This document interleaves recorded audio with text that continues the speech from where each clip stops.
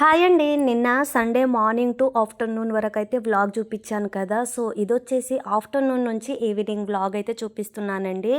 So, నా ఇంట్లో routine work ఎలా ఉండబోతుంది సండే రోజు అనేసి నేను ఈ వ్లాగ్‌లో అయితే చూపిస్తున్నానండి. సో, చాలా ఇంట్రెస్టింగ్‌గా ఉంటుంది. అలానే చాలా యూస్‌ఫుల్ వీడియో అనిపిస్తుందండి. సో, ఎక్కడ కూడా స్కిప్ చేయకుండా ఫస్ట్ నుంచి లాస్ట్ వరకైతే చూసేయండి. అలానే మీకు నచ్చినట్లయితే తప్పకుండా ఒక చిన్న లైక్ ఇవ్వడం మాత్రం మర్చిపోకండి ఫ్రెండ్స్. మీరిచ్చే ఒక లైక్‌తోనే నాకు ఇంకా మోర్ వీడియోస్ చేయాలనే మోటివేషన్ వస్తుంది. అలానే మన ఛానల్ అనేది యూట్యూబ్ సజెస్టర్‌లోకైతే వెళ్ళిపోతుందండి. సో, ఇక్కడ చూడండి నేనైతే నిన్న ఆఫ్టర్నూన్ అంటే సండే రోజనమాట. సో, మార్నింగ్ కోసం అయితే బ్రేక్‌ఫాస్ట్ రెసిపీస్ కావాలి కదండీ! సో, పిల్లలకైతే స్కూల్స్ ఉంటుంది కాబట్టి తప్పకుండా బ్రేక్‌ఫాస్ట్ అయితే సండే అంటే ముందు రోజే ఇంకా ప్రిపేర్ అయితే చేసేసుకోవాలనమాట. సో, నేనైతే పొద్దున్నుంచి మధ్యాహ్నం వరకు ఎన్ని గిన్నెలున్నాయో అవన్నీ కడిగేసానండి. సో, బ్రేక్‌ఫాస్ట్ అప్పుడు చేస్తూ ఉంటాం కదా! సో, పిల్లలుంటారు కాబట్టి గిన్నెలైతే చాలానే ఉంటాయండి. సో, అవన్నీ కడిగేసిన తర్వాత ఇంకా ఎక్కడిదక్కడ నీట్‌గా పెట్టేసుకున్న తర్వాత నేనైతే రేపటి కోసం మండే కోసం అయితే ఇడ్లీ పిండి అలానే దోస పిండి కూడా ఇంకా పప్పయితే నానబెట్టేసానండి. సో, ఆఫ్టర్‌నూన్ అంటే ఈ ఆఫ్టర్‌నూన్ అలానే లంచ్ కోసం, డిన్నర్ కోసం నేనైతే మటన్ కర్రీ అయితే చేస్తున్నానండి. అలానే బగారా రైస్ అనేది చేస్తున్నా అనమాట. సో, నాకు వంట ప్రాసెస్ మొత్తం కంప్లీట్ అయిపోయిన తర్వాత నేనైతే డిన్నర్ కంప్లీట్ చేసిన తర్వాత నైట్ పడుకునే ముందు ఇడ్లీ పిండి, దోస పిండి అనేది నేను మిక్సీ జార్‌లో వేసి ఇంకా పిండి అయితే కలిపి పెట్టేసుకుంటానండి. సో, పడుకునే ముందనమాట. అలా ముందు రోజే చేసి పెట్టుకుంటే మనకు మార్నింగ్ కల్లా మంచిగా పిండి పులిసిపోతుంది కాబట్టి ఇంకా 8 డేస్‌కి సరిపడినంత నేనైతే పిండి ఒకటేసారి కలిపి అయితే పెట్టేసుకుంటానండి. సో, మనకు 8 డేస్‌కి సరిపడినంత ఎన్ని కావాలో అన్నీ మనం టిఫిన్స్ అయితే చేసుకోవచ్చండి. 5, 6 రకాల టిఫిన్స్ అయితే చేసుకోవచ్చనమాట. సో, ఓన్లీ మనకు దోస పిండి, ఇడ్లీ పిండి ఈ 2 ఉంటే చాలండి. మనకు ఏవి అంటే అవి ఇంకా టిఫిన్స్ రకాలుగా చేసి అయితే పెట్టొచ్చనమాట పిల్లలకైతే. అయితే నేను పప్పు నానేంత వరకు నాకు లంచు, అలానే డిన్నర్ రెసిపీ 2 ఒకటేసారి చేసి అయితే పెట్టేస్తున్నానండి ఈరోజు మటన్ గాబట్టి. అయితే ఇక్కడ చూడండి నేనైతే మటన్ అయితే నీట్‌గా ఒక 5, 6 సార్లయితే కడిగేస్తున్నానండి ఇక్కడ. అంటే చాలా ఆయిల్‌గా అయితే ఉందండి మటన్ అయితే. సో, అది గిన్నె మొత్తం దాన్ని లిక్విడ్‌తో కడిగిన తర్వాత ఇంకో 2, 3 సార్లయితే కడిగేసి అయితే మటన్ అయితే పక్కన పెట్టేసుకున్నానండి. సో, ఇలా మార్నింగ్ అయితే బ్రేక్‌ఫాస్ట్ అయితే మీరు చూసారు కదండీ! ఇంతకుముందు వీడియోలో. అంటే నిన్నటి వీడియోలో అనమాట.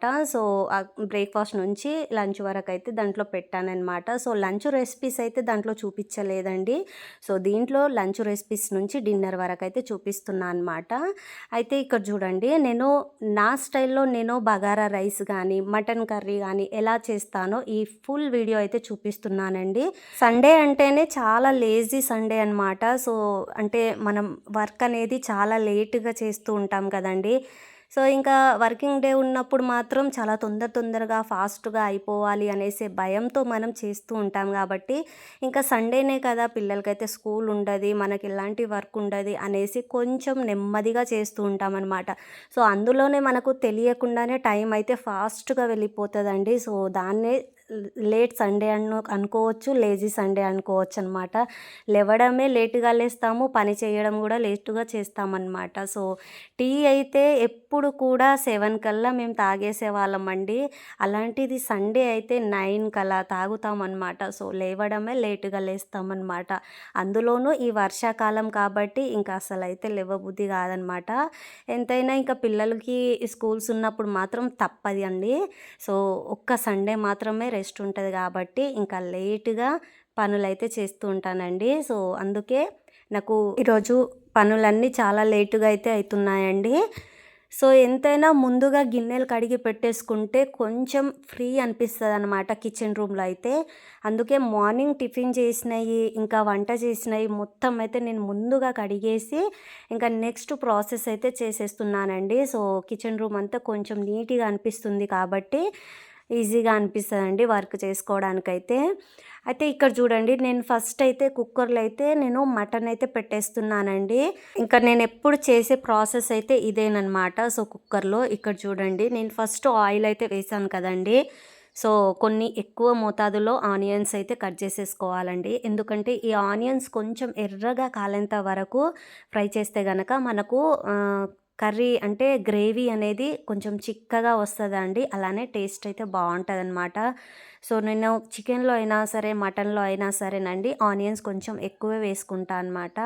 సో అవి బాగా ఎర్రగా కాలేంత వరకైతే ఫ్రై చేసుకుంటానండి. ఆ తర్వాత ఇంకా దాంట్లోనే నేనైతే సాల్ట్ అయితే టేస్ట్‌కి సరిపడినంత అయితే ముందుగానే వేసేస్తా అనమాట. ఆ తర్వాత ఇంకా కొంచెం అల్లం వెల్లుల్లి పేస్ట్ వేసేసి అది కొద్దిగా పచ్చివాసన పోయేంత వరకైతే ఫ్రై చేసేసుకుంటానండి.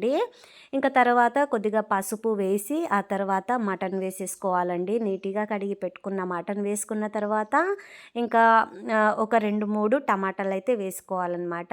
ఆ తర్వాత స్పైసెస్ అయితే నేను కొన్ని ముందుగానే వేశానండి. ఇంకా నెక్స్ట్ మసాలాలు అలా వేసుకోవచ్చనమాట. సో టేస్ట్‌కి సరిపడినంత కారం అయితే వేసుకున్నానండి. సో మనం స్పైసెస్ ఎలా తింటామో దాని ప్రకారం అయితే మనం కారమైనా సరే, మసాలాలైనా సరే వేసుకోవాలనమాట. నేను కొంచెం ఇప్పుడు ఉడికేటప్పుడు అంటే మటన్‌ని ఉడికించేటప్పుడైతే కొద్దిగా ధనియాల పౌడర్ అలానే గరం మసాలా అయితే వేసి ఇంకా ఉడికిచ్చానండి.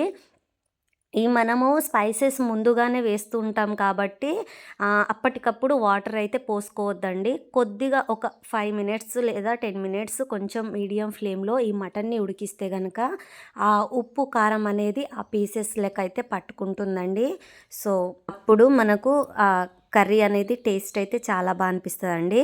సో తర్వాత ఇంకా మనకు పీసెస్ ఉడకడాని కోసం అనేసి వాటర్ అయితే పోసేసుకోవాలండి.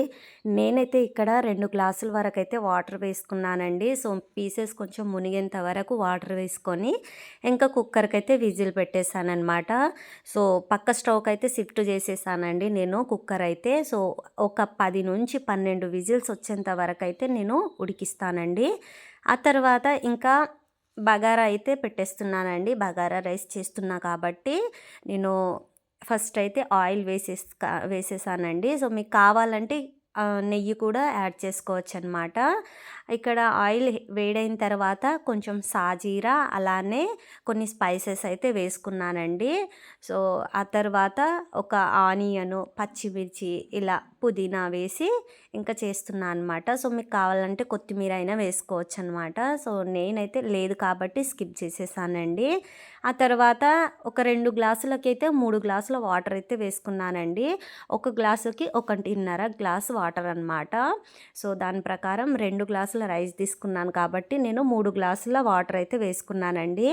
ఇప్పుడు కడిగి పెట్టుకున్న రైస్‌ని వేసుకున్న తర్వాత దీన్ని మీడియం ఫ్లేమ్‌లో ఉడికిస్తే ఒక 10 మినిట్స్‌లో అయితే రైస్ అయితే ఉడికిపోతదండి. సో చాలా ఫాస్ట్‌గా అయిపోతుంది. చాలా ఈజీగా అయిపోతదండి. సో బగారా రైస్‌కి కాంబినేషన్ మటన్ కర్రీ అయితే సూపర్‌గా ఉంటదండి. అందులోనూ ఇది వర్షాకాలం కాబట్టి వేడి వేడిగా అప్పటికప్పుడు చేసుకొని తినాలి అనిపిస్తూ ఉంటది కదండీ. సో స్పైసెస్‌ని ఎక్కువగా ఇష్టపడతారనమాట ఈ వర్షాకాలంలో అయితే. సో కూల్‌గా ఉంటది వెదర్ కాబట్టి కొంచెం స్పైసెస్ లాగా తినాలి అనిపిస్తూ ఉంటది కదండీ.